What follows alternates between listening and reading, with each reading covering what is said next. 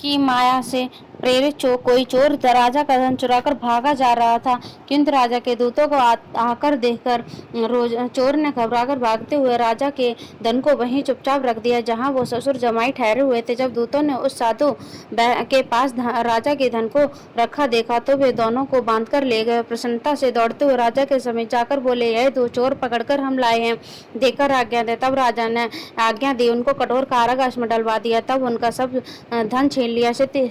सत्यनारायण भगवान के श्राप द्वारा उनकी पत्नी भी घर पर बहुत दुखी हुई और घर पर जो धन रखा था चोर चुराकर लेके शारीरिक व मानसिक पीड़ा से भूख प्यास से अति दुखित हो अन्न की चिंता में कलावती एक ब्राह्मण के घर गई। वहां उसने सत्यनारायण भगवान का व्रत होते देखा। फिर कथा सुनी तथा प्रसाद ग्रहण कर रात को घर आई। माता ने कलावती से कहा कि हे पुत्री, अब तक कहाँ रही थी, वह तेरे मन में क्या है? कलावती बोली, हे माता, मैंने एक ब्राह्मण के घर में श्री सत्यनारायण भगवान का व्रत देखा। कन्या के वचन सुनकर लीलावती भगवान के पूजन की तैयारी करने लगी। लीलावती ने परिवार और बांधवों सहित श्री सत्यनारायण भगवान का पूजन किया। वर मांगा कि मेरे पति और दामाद शीघ्र आ जावे तथा साथ ही प्रार्थना की कि घर में हम सबका अपराध क्षमा करो। सत्यनारायण भगवान इस व्रत से संतुष्ट हो गए और राजा चंद्रकेतु को स्वप्न में दर्शन देकर कहा, हे राजन, दोनों वैश्यों को प्रातः ही छोड़ दो।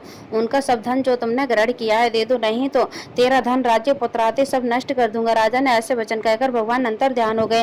राजा प्रातःकाल राजा चंद्रकेतु ने सभा में अपना स्वप्न सुनाया। फिर दोनों बड़े पुत्रों को कैद से मुक्त कर सभा में बुलाया। दोनों ने आते ही राजा को नमस्कार कर किया। सब मीठे वचनों में बोला, है महान बाबू, भाग्य बस ऐसा कठिन दुख प्राप्त होगा, हम अब मुझे तुम्हें कोई भय नहीं है। ऐसा कहकर राजा ने उनको नए नए वस्त्र आभूषण पहनवाया तथा उनका जितना धन लिया था उनको उससे दुगना धन देकर आदर से विदा किया। दोनों वैश्य अपने घर चल दिए।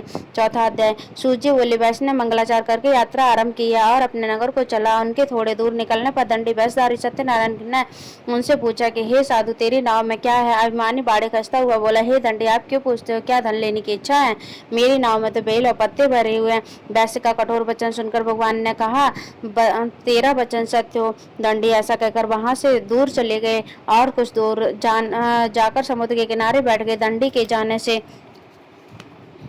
ने नित्य क्रिया करने के बाद नाव को ऊंची उठे देखकर अचंबा किया और नाव में बेल पत्रे आदि देकर मूर्छित हो जमीन पर गिर पड़ा। फिर मोर्चा खोलने पर अत्यंत शोक प्रकट करने पर तब उसका दामाद बोला कि आप शोक न करें, यह दंडी का श्राप है, अतः उनकी शरण में चलना चाहिए, तभी हमारी मनोकामना पूरी होगी। दामाद के वचन सुन कर साधु बाड़िक दंडी के पास पहुंचा। अत्यंत भक्ति भाव से नमस्कार करके बोला, हे भगवान, आपकी माया से प्रेरित मोहित ब्रह्मा आदि भी आपको रूप को नहीं जानते, तब मैं अज्ञानी कैसे जान सकता हूँ?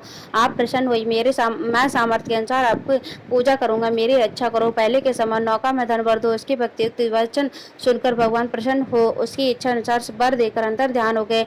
तब उन्होंने नाव पर आकर देखा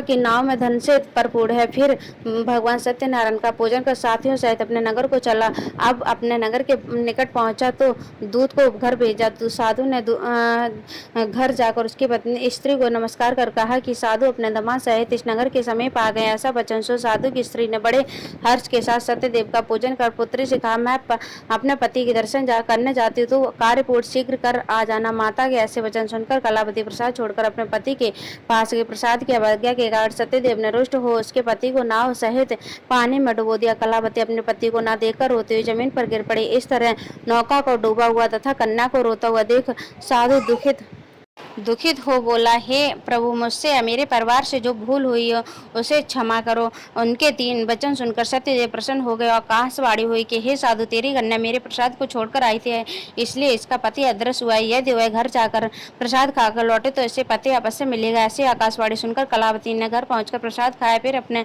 आकर पति के दर्शन किए। तत्पश्चात साधु ने बंधु बांधवों सहित सत्यदेव का विधि पूर्वक पूजन किया। उस दिन से वह प्रत्येक पूर्णिमा को सत्यनारायण भगवान का पूजन एवं कथा करने लगा। फिर इस लोक का सुख होकर अंत में स्वर्गलोक को चला गया। पांचवा अध्याय। सूची बोले, हे ऋषियों, मैं और भी कथा कहता हूँ, सुनो। प्रजापालन में लीन तुंगध्वज नाम का एक राजा था। उसने भी भगवान का प्रसाद पाकर बहुत दुख पाया। एक समय वन में जाकर वन्य के पशुओं को मारकर बड़े के पेड़ के नीचे आया। वहाँ उसने ग्वालों को भक्ति भाव से बांधवों सहित सत्यनारायण जी का पूजन करते देखा। राजा देखकर भी अभिमान बस वहाँ नहीं गया, न ही नमस्कार किया। जब ग्वालों ने भगवान का प्रसाद करके सामने रखा तो वह प्रसाद को त्याग कर अपनी सुंदरी नगरी को चला गया। वहीं उसने अपना सब कुछ नष्ट कष्ट पाया तो वह जान गया कि यह सब भगवान ने किया है। तब वह विश्वास कर ग्वालों के समीप गया, विधि पूर्वक पूजन कर प्रसाद खाया तो सत्यदेव की कृपा से पहले जैसा था वैसा ही हो गया। फिर दीर्घ काल तक सुख भोगकर मरने को स्वर्गलोक को चला गया। जो मनुष्य इस परम दुर्लभ व्रत को करेगा, भगवान की कृपा से धन दान की प्राप्ति होगी। निर्धन धनी बंधन से मुक्त होकर निर्भय हो जाता, संतानहीनों को संतान प्राप्त होती है तथा सब मनोरथ पूर्ण होकर अंत में वैकुंठ धाम को जाता है। जिन्होंने पहले इस व्रत को किया है, अब उनके दूसरे जन्म की कथा कहते हैं। व्रत सतानंद ब्राह्मण ने सुदामा का जन्म लेकर मोक्ष को पाया। उल्का मुख नाम का राजा दशरथ होकर बैकुंठ को प्राप्त हुआ। साधु नाम के वैश्य ने मोर ध्वज बनकर अपने पुत्र को आरे से चीरकर मोक्ष को प्राप्त किया। महाराज त्वंग ध्वज ने स्वयं भूकर भगवान में भक्ति युक्त कर्म कर मोक्ष प्राप्त किया। जय सत्यनारायण भगवान की जय।